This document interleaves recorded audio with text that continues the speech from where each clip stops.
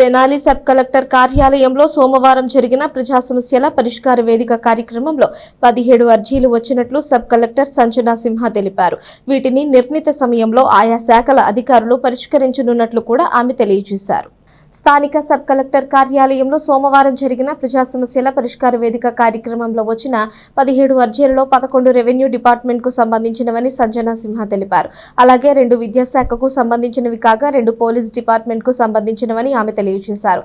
ఒకటి senior citizen కు సంబంధించి అర్జీ వచ్చిందని, మరొకటి ఎలక్ట్రిసిటీ డిపార్ట్మెంట్ కు సంబంధించి అర్జీ వచ్చినట్లు తెలియజేశారు. ఈ అర్జీలు అన్నిటినీ నిర్ణీత సమయంలో వివిధ శాఖల అధికారులు పరిష్కరించనున్నట్లు సబ్ కలెక్టర్ సంజనా సింహ తెలిపారు.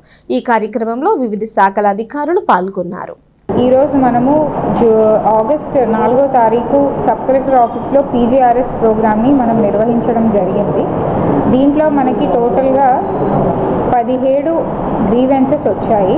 రెవెన్యూ శాఖకి సంబంధించి 11, ఎడ్యుకేషన్ డిపార్ట్మెంట్ విద్యా శాఖకు సంబంధించి 2, పోలీస్ డిపార్ట్మెంట్కి సంబంధించి 2, సీనియర్ సిటిజన్ కేసు 1 మరియు ఎలక్ట్రిసిటీ డిపార్ట్మెంట్కి సంబంధించి 1 వచ్చాయి. ఈ అన్ని గ్రీవెన్సెస్ని కూడా రెవెన్యూ అంటే తహసీల్దార్స్కి, సర్వే అయితే సర్వేయర్స్కి, ఎడ్యుకేషన్ డిపార్ట్మెంట్ మండల్ ఎడ్యుకేషన్ ఆఫీసర్స్కి, పోలీస్ డిపార్ట్మెంట్ అయితే కన్సర్న్డ్ సిఐకి లేకపోతే ఎస్ఐకి, senior citizen case sub collector ఆఫీస్కి, ఎలక్ట్రిసిటీ కన్సర్న్డ్ ఏఈకి కూడా అలాట్ చేయడం జరిగింది.